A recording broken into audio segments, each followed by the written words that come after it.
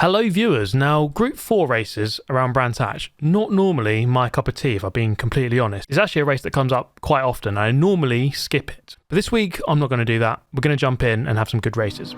At least that's the intention. Brands Hatch is my local circuit. It's a track I've been to many times. In fact, I raced around it last year. But when it comes up in Gran Turismo, I'm not normally that keen on it, especially in Group 4, which isn't normally my best category. Normally preferring Group 3. But let's try and change that. I think the best thing you can possibly do to get better at the ones you don't like is to keep doing them. So we're going to give this a good go here. This turned out to be a really good race, a really enjoyable one between myself. Key 25 is just behind on the grid. I'm starting 7th, he's 8th. And then of course we've got many cars in front, 6 cars in front. And as we head towards the very awkward left hand here at turn 4, he's actually going to go for the move quite early. The space was kind of there, but I decided, you know what, I'm not going to just let him get through. I know he normally is a little bit quicker, but I felt like I'm going to fight my cause, remain on the inside here, and he's going to have to back out and try to fight another day. Now I'm going for 1 million subscribers, guys. I'm on about 966,000 at the moment. So very close to 1 million. Do help me get there by subscribing. But as we go through here, look at this. All manner of carnage kicking off. 3 abreast nearly into Sheen Curve, which is just not optimal at all. Not ideal. Someone's spinning off in the background. I'm doing everything I can to remain in 7th place. So the defence having to be strong and resolute around the back end of the circuit. Now just take a look in front there. Heaton very close to the pit lane limits as he goes in. I think he might have got a bump from behind as he tried to brake. Quite an awkward pit entry, especially if you've got someone right behind you as you're trying to go in. But a bit of context perhaps for those who aren't aware of this race. It's 11 laps around Brands Hatch Grand Prix circuit. You have to pit once, but you don't necessarily have to change your tyres. You just have to go into the pit lane. You can drive straight through pretty much. And Heaton there obviously opting to go in at the end of lap 1. Probably going for the no tyre change strategy. So we'll have to work out exactly when I'm going to come in. So moving up to 6th therefore. And with this battle still in front going on quite hard. The leader has managed to pull away, but the battle here from 2nd to 5th quite close. I've got Key 25 still very, very close behind. You can see him on the radar, bottom right of the screen. Not quite close enough to go for the move here. And so we can just take the racing line, although not done very quickly actually. He's looking up the inside as Key from behind, but still remains behind. And it looked like the guy in 2nd there, Big Ricky C, a couple of mistakes in a row. And you're going to see this throughout this video as he gets run very wide there. A bit of door banging as we go through up into 5th. You're going to see this throughout this video that running wide onto the grass is pretty catastrophic on the outside of any part of the track. Sometimes on the inside you see there, just dipping 2 wheels on the inside is normally okay. Especially through the final corner, you get your inside wheels dirty. It doesn't matter so much because the next corner is a right-hander where you need your left tyres a lot more. So we're moving up into 5th. And it looks like we've got the pace here to perhaps get into this fight and gain a couple more positions. So let's see exactly what happens here. Up to Druids. It's not always the easiest track to overtake on, but I think Group 4 is actually a good mix. Maybe Group 3 is a little bit too fast for this track and it can be very difficult to overtake. In fact, once I went here in real life to watch the DTM back when it was Class 1 and there was basically 0 overtakes in that category. It was way too fast, and that's basically Group 2 cars in this game. Anyway, onto the back straight. Changing my brake balance, I wasn't quite sure on this, and obviously if we're going to go for this strategy of no tyre change, you do have to preserve those front tyres. The front left almost dies of death around here. Lots of right-handers, lots of long right-handers. So the left-hand tyres screaming in pain and agony for a lot of the race here. And so just moving that brake bias slightly backwards. This was my first race, and so I wasn't quite exactly sure of the exact strategy. It's often a little bit different compared to before. But as I said at the beginning, Group 4 Brands Hatch is quite a common race. Comes up every now and then. Now the Dutch driver in front went for the kind of a kind of a feint into the final corner, and as a result, the Finnish driver driving very wide on the exit. This opens up an opportunity here into the Paddock Hill bend. Go up the inside, side by side on the exit. Just going to cover the entrance to Druids as Key has some momentum there. And we've moved quite comfortably now into 3rd place. So it's been a good battle so far. Moving through from 7th up to 3rd. So it's been a rather enjoyable one. However, of course, we still have the strategy to play out yet. Some cars have gone into the pit lane already. And you do have to minimise time loss through battling. Which I haven't really done. I've just enjoyed the battle, to be honest. As this battle is going to be resumed once again, I'm going to go defensive here. Move to the right-hand side. And, you know, we're losing time all the time doing this, but it is fun. I'm just trying to preserve the position and remain in front. I mean, I suppose that is the idea of racing to some extent. So dropping down towards Sheen Curve. I mean, this corner here, very, very difficult to get dead right. And once you do get it right, you really do gain a lot of time. Then this left-hander kind of drop in nice and early. There's a bit of camber as you fall away into the apex. We're going to fast forward it slightly. Now, I was kind of conscious of this fighting, and so I wasn't going to defend this move here. So keep going up the inside. I didn't really fight it too much. But then he kind of drove a bit wide on the exits. I thought, you know what? The old switcheroo. And we're going to go back up the inside. So great racing once again. This here, going to just run him slightly wide. He's on the outside. Just thought, you know what, you can go onto the curb and you can go back to 4th place for the time being. Almost losing control there on the exit. You do have to kind of get very familiar with the AstroTurf there on the exit of that corner. Not as much rotation I would have liked through that one. And once again, we're on the back foot.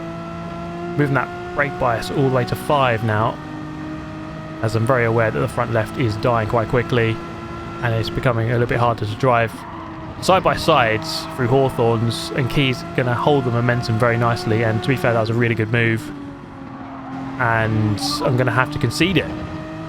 So I suppose now the main aim is really just to stick with Key as we try to push forward and catch up with the guy in 2nd, and to keep our position once we do our pit stop against those who pitted earlier. So a little bit later on, you see that he definitely had the pace on me. It was a couple of tenths at least per lap. I would maybe more, maybe half a second or more.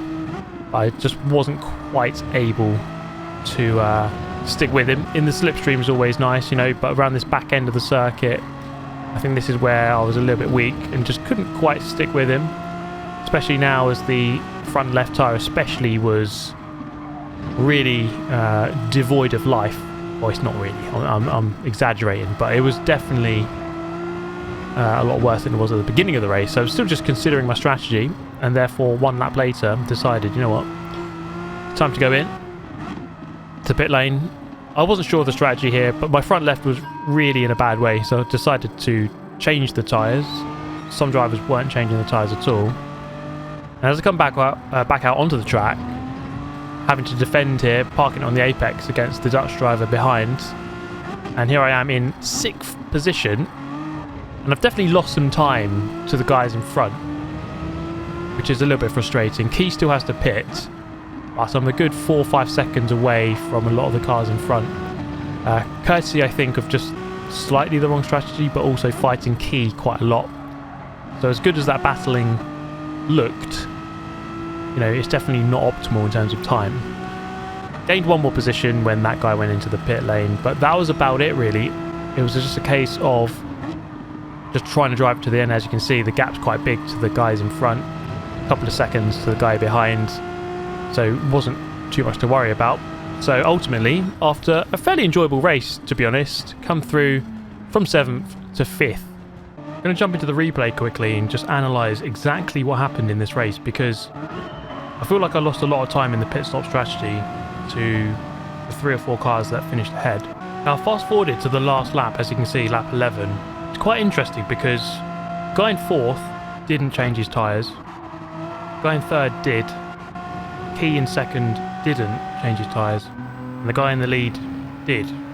So 2 of them did, 2 of them didn't. So clearly both strategies can work.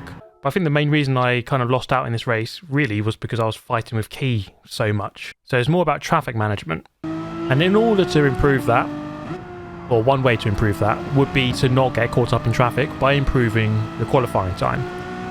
So this here is my first attempt. I set a couple of laps here, but as you can see, mid 28s with an optimal of 28.2, my best being a 28.3. So I knew the potential was there. Not by driving like that, it wouldn't be. So we retry, we go again. And I know that the potential was there for probably a high 27, but probably not much more than that. At least at this time. You just have to keep running laps if you want to keep improving your time, obviously. But for the time being, a high 27 is probably where I'm at, or at least potential-wise. So carrying the speed through turn 1, Paddock Hill Bend, and up the hill into Druids. And I think Group 4, especially this car, the McGann Trophy, is really just about rolling speed through the corner and just not holding the brake too long. It's got a lot of grip when you allow it to have the grip. You just got to really get off that brake quite quickly to not kill too much speed. So through here, getting on the power really early, trusting the grip, a little bit wide on the exit.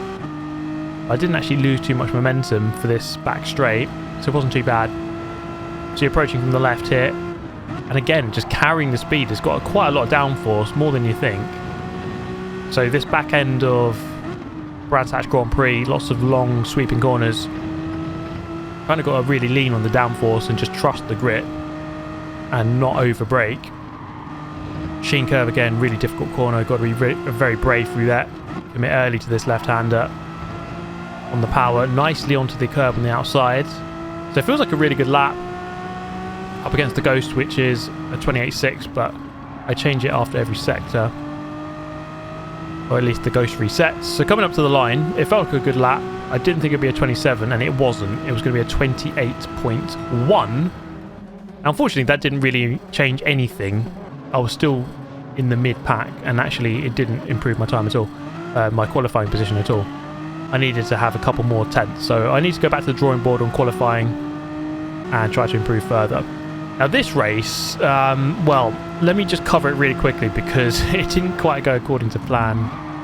I was kind of ready after that first race, you know, after analysing the pit stop strategies and just trying to have a better understanding of the best way to do this race. I felt ready for this. But I got through into 7th here, past the Genesis G70, which seems to be a good car for this race, but I think the Megane is slightly better overall in the race. By lap 5, we had this mistake here, and it's really easy to do this. You just go up high up on the curb, it unsettles the car, and boom, before you know it, you're on a one-way trip to Barrier, and you can see there I pretty much resigned my fate to smashing into the wall, and I knew there was not much I could do. So all I could do is spin the car around and accept that I was going to finish in a very lonely 15th place. So that was a bit of a disaster.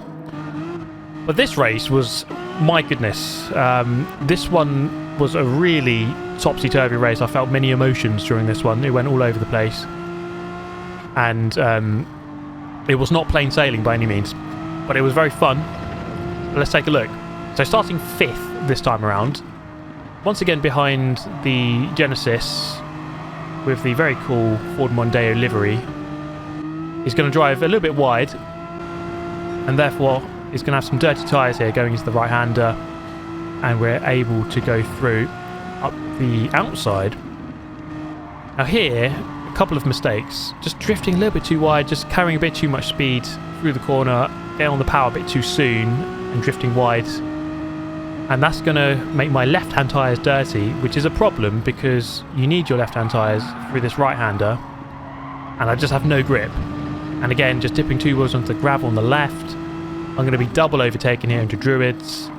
And so one mistake can kind of spiral into many mistakes, or a lot of time loss, or a lot of position losses. So sometimes just driving a little bit more conservatively and consistently is very useful, and just not making those mistakes. So a lot more work to do here. Back to 6th place, up behind once again the G70 Genesis and the trophy, Megane trophy. So lots of people using the Megane trophy. Although the Alpha 4C seems to be a strong car, which is the car behind there going onto the grass. Clearly pushing. We're in a very close fight here. 5 cars fighting for 4th place. Looking up the hill. Is the trophy going to go for it here? I think he is. Got the inside line. Bit of contact between the two of them. Just trying to size up an opportunity here. It's not quite appearing. But if we get a good exit out of this left-hander, we've got a good chance here. Into the left of 4. It goes to the inside. Back to the outside. The space opens up. Just make sure you don't overshoot and smash into the car in front.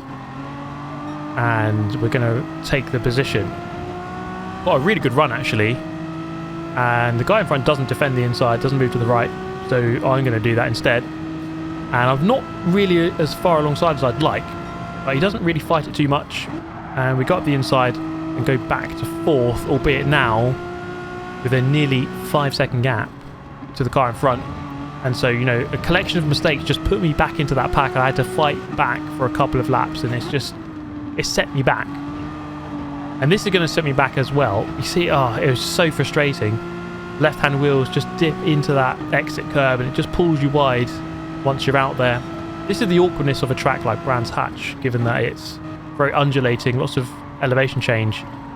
But it's also incredibly unforgiving in terms of the track limits. Obviously, you have gravel on the outside of turn 1 and lots of grass everywhere, so it's very old school in nature.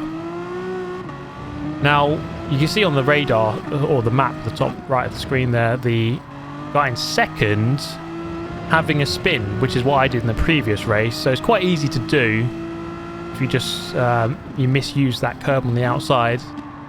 So suddenly I'm in second place, and I haven't driven very well so far. Lots of mistakes, especially on this corner, the final corner.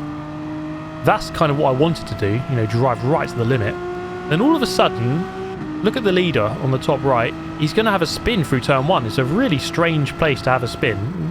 Most people don't really spin here without being forced into it.